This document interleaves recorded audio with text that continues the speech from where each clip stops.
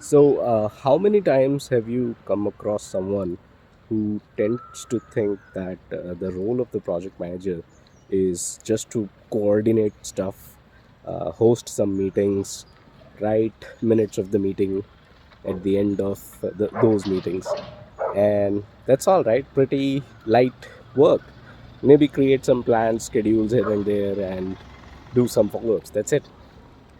That is far from reality. That is far from what a project manager is supposed to do. In addition to all this, a project manager is responsible for all the plans of scope, cost, schedule, quality, including compliances. And this is the reason why I wanted to create this video.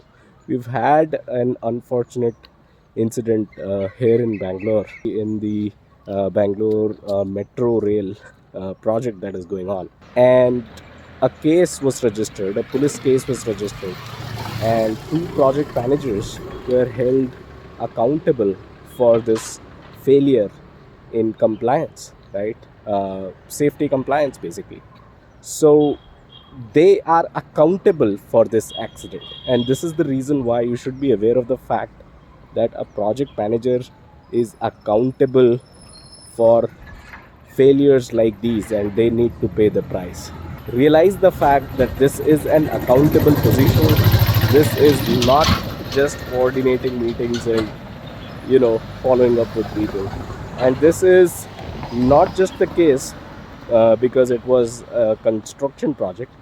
This is the case with many other industries as well, like the pharma industry, the IT industry, and there are several examples of incidents like these.